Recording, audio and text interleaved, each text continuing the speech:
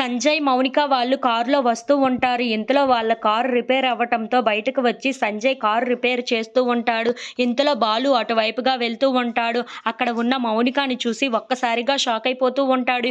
ఏంటి మౌనిక రోడ్డు మీద దెబ్బతో ఉంది అని చెప్పేసైతే ఆలోచిస్తూ ఉంటాడు. ఇంతలో అక్కడ ఉన్న మౌనికని చూసి బయటకు వచ్చి ఏం జరిగింది అని చెప్పేసైతే అడుగుతూ ఉంటాడు. ఆ మాటలు వినగానే అక్కడ ఉన్న సంజయ్ అయితే రిపేర్ వచ్చింది కారు చూస్తున్నావు కదా అని చెప్పేసైతే అంటూ ఉంటాడు.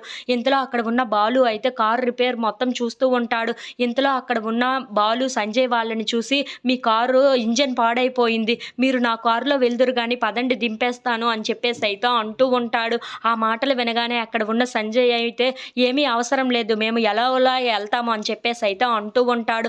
ఇంతలో అక్కడ ఉన్న బాలు మాత్రం నేను క్యాబ్ డ్రైవర్‌ని అనుకోండి. అలా అని ఎక్కండి అని చెప్పేసి అయితే అంటూ ఉంటాడు. ఆ మాటలు వినగానే అక్కడ ఉన్న సంజయ్ అయితే కన్విన్స్ అయ్యి మౌనికని కారు ఎక్కమంటూ ఉంటాడు. ఇంతలో బాలు ఆ కారుని తీసుకొని వెళ్తూ ఉంటాడు. ఇంతలో అక్కడ ఉన్న బాలు ఇదిగో అమ్మా ఇది మీ వదిన కోసం తీసుకున్నాను. ఎలా ఉందో చూసి చెప్పు అని చెప్పేసైతే మంగళసూత్రాలని ఇస్తూ ఉంటాడు. అది చూడగానే అక్కడ ఉన్న మౌనిక అయితే అబ్బా! చాలా బాగున్నాయి అన్నయ్య. నీ సెలక్షన్ చాలా బావుంది అని చెప్పేసైతే అంటూ ఉంటుంది. ఆ మాటలు వినగానే అక్కడ ఉన్న సంజయ్ మాత్రం ఏంటి ఇప్పటిదాకా నీ భార్య మెడలో పుస్తెల తాడు లేదా?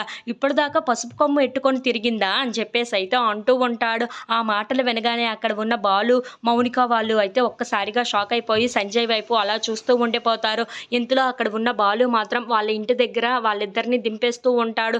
అది చూసి అక్కడ ఉన్న సంజయ్ అయితే సరే సరే నువ్వు ఇక వెళ్ళు అని చెప్పేసి అయితే అంటూ ఉంటాడు. ఆ మాటలు వినగానే అక్కడ ఉన్న సంజయ్ అయితే ఆ మాటలు చెప్పేసి అక్కడి నుండి వెళ్ళిపోతూ ఉంటాడు.